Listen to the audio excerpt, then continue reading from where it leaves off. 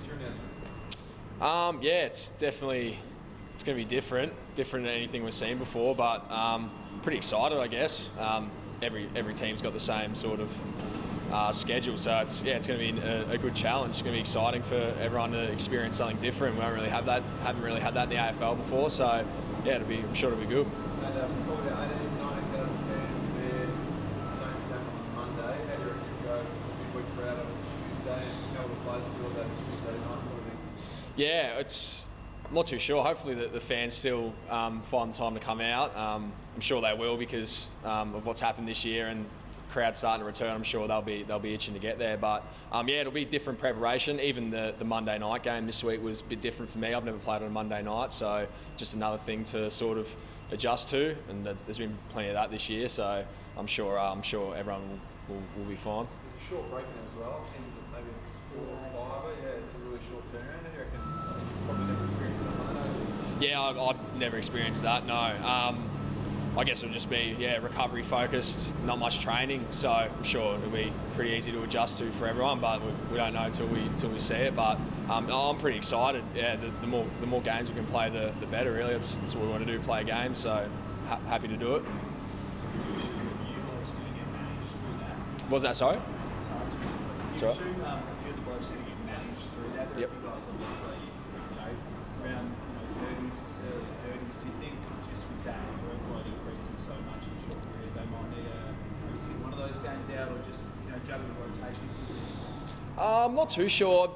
I wouldn't have thought so, just because of the short quarters, and I think that's why the AFL brought that in, was for this reason. So I'm not too sure. It'll depend how blokes feel, I guess. If there's blokes carrying niggles, you might be cautious, but if no one's got niggles or anything, I can't imagine why you'd need to manage blokes. But yeah, that'll just be something you have to wait and see. It's week to week. Don't know what boys will pull up with after the game. So I think we got through Monday all right, from what I know. So yeah, all good. So far so good.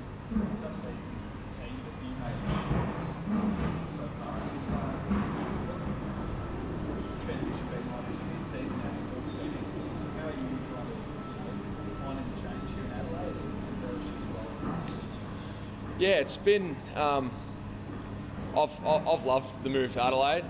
It's obviously been a tough season, but for me personally, being able to come in and train with the midfield group was something that was a bit different for me. Last year I was pretty much a permanent forward, so it was a lot of learning for me, and still is. There's a lot of sort of midfield craft, things like that I'm still working on. It's still like a bit new to me because I haven't spent that time in midfield. So yeah, I'm so happy that the coaches have sort of trusted me with that early in the year.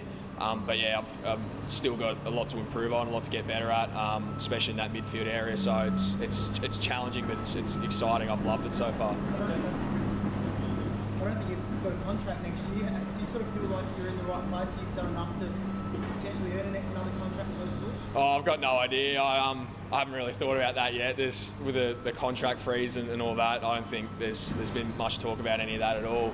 But yeah, I think I said at the start of the year to the media guys here, I just want to keep improving every week, and I think that's sort of been my motto, and it still is. So I'm just gonna focus on getting better and better every week, and just try to live week to week. That's all you can do, really. So yeah.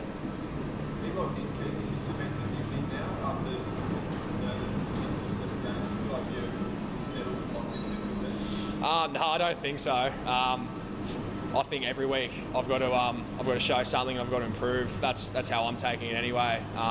You can't rest on your laurels, as we know in the AFL. It's pretty cutthroat, and guys come in and out. So no, I'm not taking it like that. I'm taking the approach of improve every week and show something new every week, and want to show the supporters something new every week. And as I said before, being sort of new to the midfield, or this many minutes in the midfield's adjustment for me, so that's going to be my focus. Yeah, just keep showing something every week. You played a couple of different roles, haven't you? Sorry, there's one that's sort of a run with Lockie Neal, and then sort of trying to drive some attack out of the midfield too. Like, how do you juggle those sorts of roles and trying to establish yourself at the same time?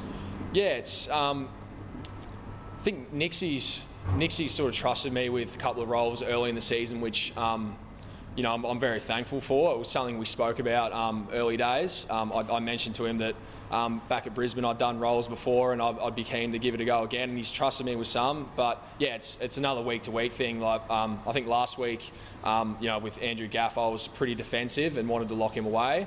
But we identified that this week probably need to be sort of more offensive and help the boys out and not be dictated to. So that was an adjustment I made on Monday night, was to try and, even though I was still trying to defend and play that defensive role, got to be able to have an offensive side as well and help the boys out in there, because we want to get our hands on the footy and get the ball going forward. So it's just a week-to-week thing that I've enjoyed the challenge.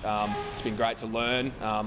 Like as you said, playing on Lachie Neale, he's probably the best midfielder in the competition, so that's just learning for me and embracing the challenge. Essendon have a bunch of gun midfielders. They've got McGrath, Parrish, Merritt. Who do you sort of take? Who do you fancy out of that lot? Oh yeah, there's a lot of good names in there, that's for sure. I wouldn't be able to name one. They've